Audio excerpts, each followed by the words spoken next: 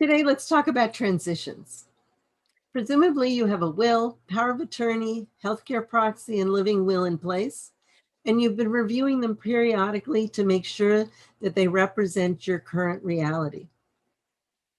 In addition, hopefully, you've been working with your financial advisor to make sure that your portfolio strategy reflects your needs now and in the future. If you've accomplished these things, congratulations, you should be proud of yourself. Many people haven't done it yet. But I have a question for you. Have you thought about the times of transition, the point at which your appointed representatives will need to step in and take over your affairs?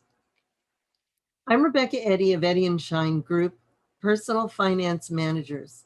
We often get called when people are trying to handle these complicated transitional times. One example is the nephew of Bill, who recently was diagnosed with dementia. Bill lives in New York. The nephew lives in California. We're in the midst of a pandemic. It's very complicated. The nephew now needs to be acknowledged by the bank and investment institution so he can handle Bill's affairs. There's been a lot of paperwork and it's been very time consuming. Wouldn't it have been helpful if Bill had ahead of time worked with his bank and investment firm to appoint the nephew as the power of attorney and have them acknowledge him as Bill's representative? It would have made the transition seamless. Another kind of transition is when someone passes away. Jane recently died, and her executor has had to step in and plan her funeral. Fortunately, Jane was one step ahead of her and had purchased a funeral pre-plan where she had identified what she wanted to do with the disposition of her body, the memorial for herself, and her paid announcement in the newspaper.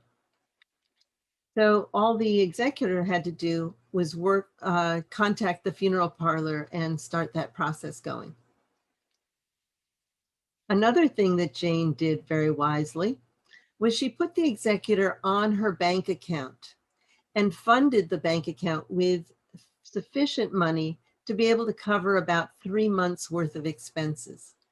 This means that the executor's been able to pay Jane's bills while waiting for the court to appoint her as the executor, and which would then allow her to open up an estate account with the bank. So that's made life much easier for the executor.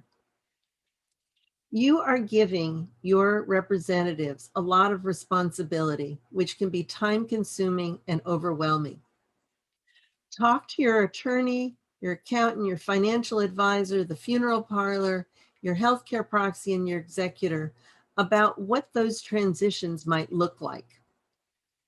By having these conversations and planning ahead, you can help your representatives have an experience of handling your affairs that's less time-consuming and less stressful. If you need additional help, feel free to call Eddy and Shine.